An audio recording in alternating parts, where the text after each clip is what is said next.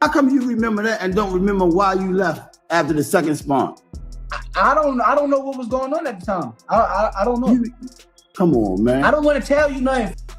I'm not gonna put it out why you left, but you remember. Why you think I left? It came out your mouth. Let me hear this, man. I want to hear it. It came out your mouth, Shakur. You gonna deny that shit. Now, y'all ain't trolling. I'm not trolling that shit.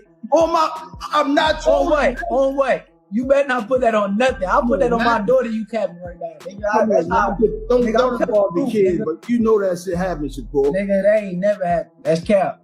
Well, it don't matter. In 2025, let's make that shit happen. Man, I ain't gonna lie. I'm gonna keep it 100 with y'all. I don't really like talking about him. Yeah. Cause like the way that he moved is goofy to me. Like it's some weird shit. So like. During a recent live stream, trainer Kenny Ellis directly called out Shakur Stevenson, claiming he hasn't been truthful about the events that took place in that well-known sparring match with Gervonta Davis. I don't remember saying, yo, I gotta leave my tooth in the back. I gotta go get this fixed. This nigga's lying. Oh my goodness. This nigga is lying. You gotta stop that shit. Hey, you have to leave. Hey. You have to leave, Shakur. On my daughter, that nigga ain't my tooth. You said I gotta go get my shit fixed. Nigga, do you remember the sparring sessions?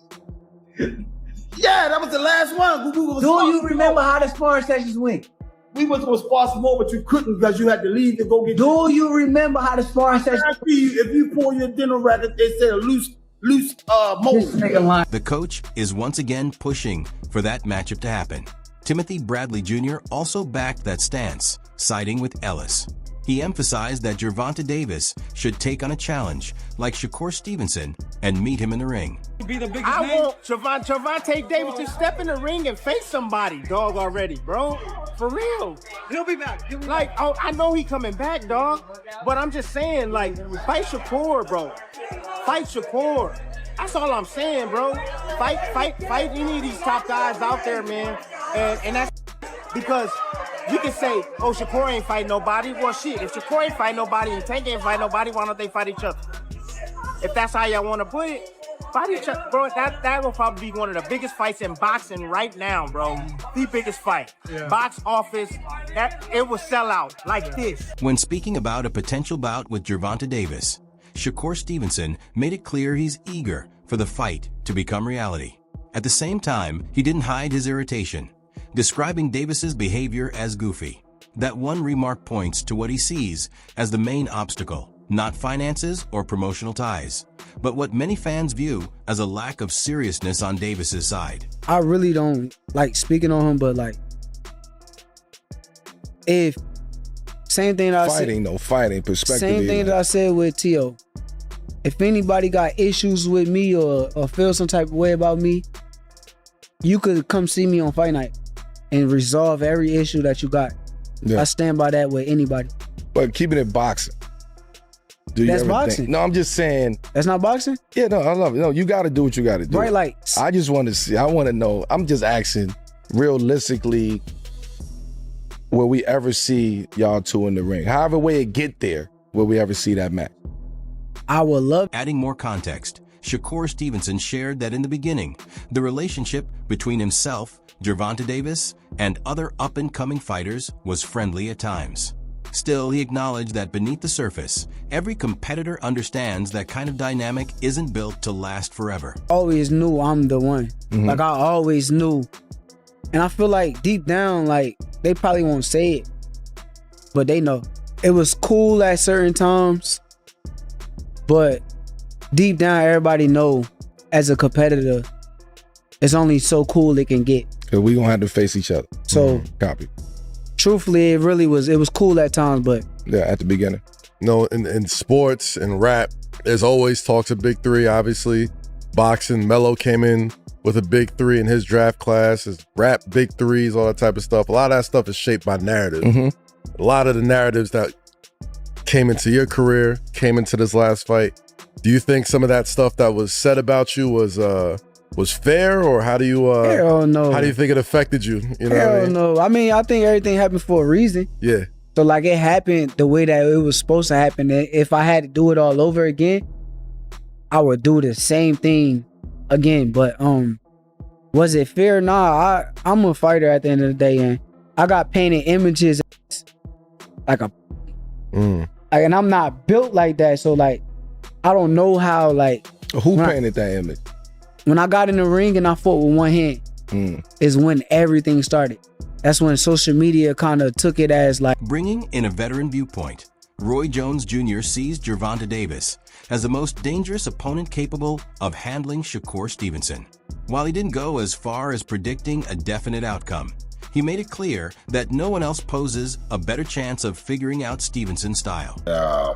Tank will beat Shakur. I said Tank will beat him. I said Tank got the best chance. So I didn't say nobody gonna beat him, but Tank will be the one, in my opinion, that have the best chance. At the same time, Roy Jones Jr. also described Shakur Stevenson as a highly disciplined boxer who avoids unnecessary risks, relying on a calculated and controlled strategy. In his view, Stevenson's focus is on doing exactly what's needed to win while protecting his undefeated record. That method makes him extremely tough to outscore on the judges' cards. In Shakur's case, he fights a smart fight. He don't take stupid chances. He don't want to take stupid risk. He's a professional. He goes out, he does what's necessary to get the job done, and he cool with that. He ain't trying to give you nothing over the top. He cool with just going out, doing what he do, getting the job done, staying on the beat. That's what he want to do. He has the right to do that. That same approach, however, could create a small opening for a power puncher like Gervonta Davis to take advantage of.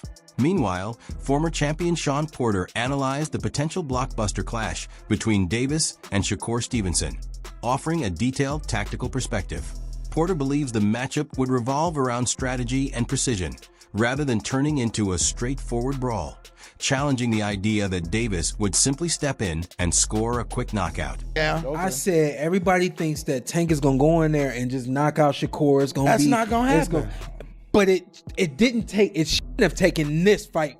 I knew he couldn't. For people to realize, Yeah. right? I knew that too. But yeah, Shakur is a defensive specialist. And I've been saying this for a long time. If you pay attention to how Tank would react whenever Shakur's name came up, I was like, yo, it's something that Tank knows that most people don't know or understand. There's something that he sees in Shakur. It could be the fact that Shakur was a 2016 silver medalist. You know, he might got a lot to do with it. He's that, the silver child of the country, and there's no telling. But this is what I've always known. Wrapping up his analysis, Shawn Porter anticipates that Gervonta Davis will need to show a more flexible, thoughtful style when facing Shakur Stevenson, one that goes beyond relying on a single big shot. He explains that true ring IQ is reflected in the ability to adjust during exchanges, meaning Davis must make real-time changes and compete on a higher strategic level than before.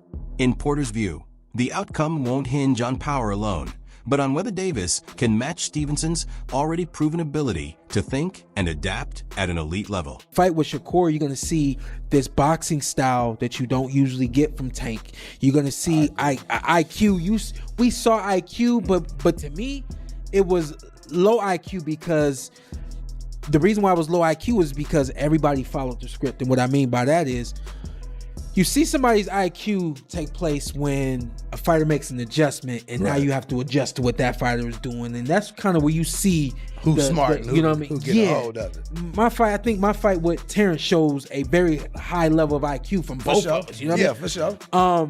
And that's what Tank is gonna do with Shakur. He's gonna come into the ring and be a different version of himself. Kenny Ellis is again putting the pressure squarely on Shakur Stevenson, urging him to take the lead in making a fight with Gervonta Davis a reality. He warns that continued delays or strategic maneuvering, especially if Stevenson were to align with Matchroom Boxing, could effectively shut the door on the matchup altogether, as Ellis believes the involved promoters would never come to terms afterward. Will still happen though? What fight? That fight with Shakur and Tank? Not if he signed with Matchroom, because they're not going to do that. They're not going to lose that. No, they wouldn't do that. Do you think that PBC and Matchroom could work together for it? You think they possibly make that happen? Anything is possible, The negotiations sound good between the two. I don't even want to go back and forth with that. If they grown, man, Shakur could have fought. He got protected custody. He ain't had to do that. Kenny Ellis is turning up the urgency, drawing a firm deadline around the situation. He says that if the matchup isn't finalized by 2025, it shouldn't happen at all. In his view, Shakur Stevenson, already a 3-division champion with an established track record and recognition, has no need for prolonged build-up or artificial hype. Ellis believes the right time for a defining challenge is immediately, not years down the line. He warns that dragging things out doesn't just slow negotiations. It risks the fight losing all significance, turning what could have been a career-shaping moment into something largely forgotten. I know you had things to say if it doesn't happen this year, 2025, it shouldn't happen. But I think Shakur beat both of them, Cepeda and Cadena. It beat both of them easy. I wouldn't. This is my opinion. I'm not saying the fight ain't gonna happen after 2025, but I wouldn't do it because he's a 3-time champion. He don't need no more experience. He don't need no more build up. His name is big enough. Everybody know it, and everybody want it now. Anything else is just bullshit. You know. So why, if you can't do it now, between now and 2025, why do it in 26? Coach Bullitt described this potential clash as the kind of fight that could fully expose what Shakur Stevenson is truly capable of. In his view, only a very particular type of opponent would be able to push the slick technician to his absolute limit, and he pointed to Gervonta Davis as that exact kind of threat that he explained that Davis brings the sort of pressure that can pull highly skilled, defensive fighters into uncomfortable exchanges, setting up a direct contrast between Stevenson's technical control and Davis's aggressive style. For Bullitt, this isn't just another big-name fight. It's a stylistic collision that could finally serve as the ultimate proving ground for both competitors. I would like to see, I'll be front row for that one too. I feel like Shakur Stevenson is a master chess player. I feel like all his fights previously has been kind of easy for him, so it made it look like it was boring to other people, but somebody got to bring the best out of him, and I think Tank Davis will bring the best out of anybody. So at the end of the day, that is the fight to see. Have you seen any of those guys up close, training-wise, and seen both? Absolutely. I've seen both. Both guys are dogs. They're animals. But like I said, Shakur got a great jab. He's a great defender. Tank is a great offender, and Tank got good defense. He's a boxer. So that's a great boxing match. That's a big purse for both of them guys, and great for the fans and even the people in boxing behind the scenes. Further intensifying the conversation, longtime trainer Calvin Ford recently broke down what he believes makes Gervonta Davis stand out from the rest of the boxing world. He emphasized that it's not only Davis's devastating punching power or his sharp accuracy, but the uncommon way he blends both traits in a division where that level of force is rarely seen. Ford also expanded beyond the ring, highlighting Davis as more than just an elite fighter. He described him as an example of resilience, someone who came through adversity, overcame difficult circumstances, and transformed hardship into motivation. In Ford's view, Davis represents a larger message about growth, survival, and using struggle as fuel for success. He's special. He's special at that weight, that size, and he have a real calling. It's for the youth of the USA to let them know whatever you go through in life, you're going to go through. It's just how you finish it up. And that was one of the things that I instilled in him is, everybody going to have rocky roads starting off. It's how you finish. And he take that to heart. It's how he put on a performance and how he's going to finish. Turning attention to inactivity concerns, Lamont Roach Sr. has made it clear he isn't focused on the ongoing chatter surrounding Gervonta Davis. Instead, he simply wants to see Davis return to competition. With Davis spending extended time away from the ring, Roach believes a comeback would benefit boxing as a whole. In his view, the longer Davis stays inactive, the more the sport loses momentum, and online discussion can't replace the impact of real in-ring action. But if he do come back, it's a big but him in boxing, him coming back to boxing is good, it's good for boxing if he coming back to fight. So if he do choose them, that's on him. It's his right to do so, at the end of the day. And then we gotta think also a layoff, But that ain't no easy, man. Pitbull still ain't no easy. You know, it's stylistic, on paper, but he's still tough. That goes to show you what type of caliber guy he is as well, then. Nah, they're not gonna look at that. They want to see Tank is past that. They want to see Tank fight certain people, man. That's just fact. Expanding on that, Lamont Roach Sr. has also been paying close attention to the lightweight division and the ongoing discussions about who Gervonta Davis should face next. With fans pushing for high-stakes, high-risk opponents, Roach has questioned whether interest would truly be strong for a repeat fight with Isaac Cruz, rather than seeing Davis tested against new and more dangerous contenders. From his perspective, running it back with Cruz would feel like a step in the wrong direction, especially with a division filled with fresh challengers waiting for a breakthrough opportunity. When Gervonta get back in the ring, I don't know how they're going to perceive him fighting Pitbull again. I don't know. I don't think nobody really want to see that, but Pitbull's fans, or they just happy to see if Gervonta get back in the ring. They want to see Gervonta fight a certain list of fighters, and I don't think Pitbull on that list. Shifting focus to his preparation, Gervonta Davis is reportedly deep into a highly focused training camp that has generated plenty of attention from fans. He comes into this phase with a clear read on his opponent and a mindset centered on how to dismantle him step by step. Each workout appears deliberate and structured, as though he already has a mental picture of the openings he intends to target once fight night arrives. Whether it's sharpening timing exercises or drilling explosive combinations, his camp reflects a strategy-driven approach rather than routine conditioning, signaling that every session is tied to a specific plan of execution. This is the first camp I can, enjoy myself and be back. My headspace that I'm in now is way better than what I was before, and that's the only thing that matters to me. 1, 2, 3.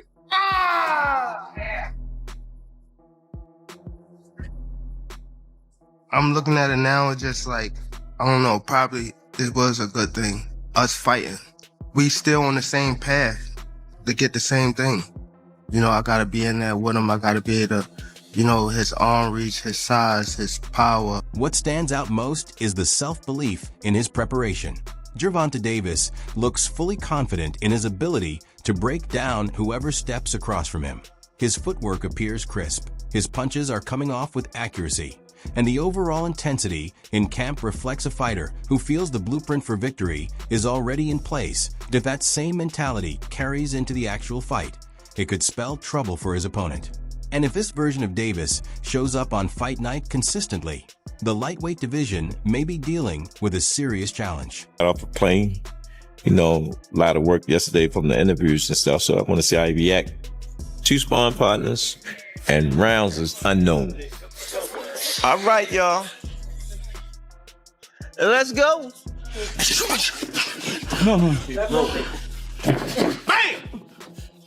When they watch us in here working, they saying we going bang, bang, bang, bang, bang. There you go. Good. There you go. When he get in that ring, he's on a mission. Gervonta Davis has been seen putting in hard sparring rounds under the close supervision of his coach, Calvin Ford.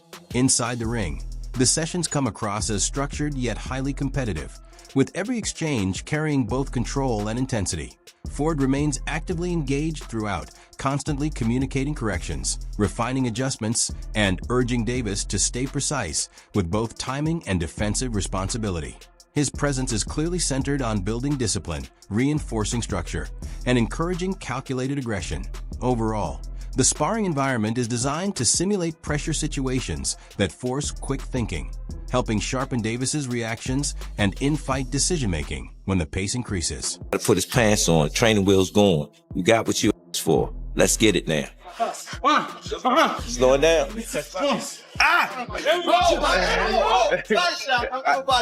Good word. He ain't playing with nobody. You step in that ring with him, be prepared. Oh my God!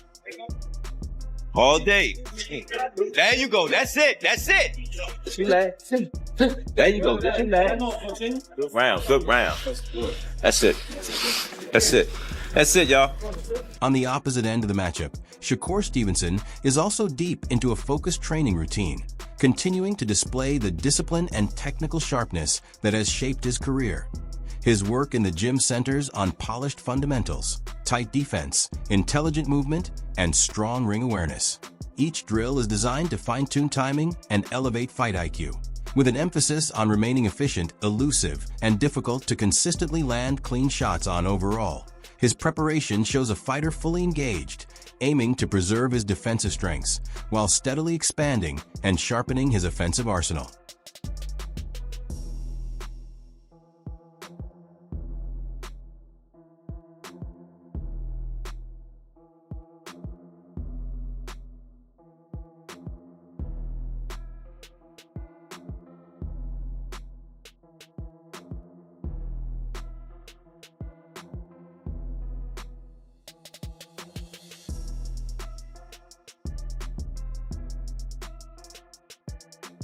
Shakur Stevenson is working closely with his coaching team in a tightly managed camp, where every stage of preparation is being carefully monitored to keep his performance precise and consistent. The entire setup is geared toward polishing his core boxing foundation, with strong attention placed on accuracy, defensive responsibility, and control of the ring, rather than forcing unnecessary intensity. His training is built around steady progression through structured drills, technical sparring, and repeated high-level execution. The focus is on sharpening fundamentals while avoiding wasteful movement or overcommitment. The overall objective is to maintain peak sharpness, enhancing timing, footwork, and in-fight decision-making, so he remains efficient, composed, and extremely difficult to break down in any major upcoming bout.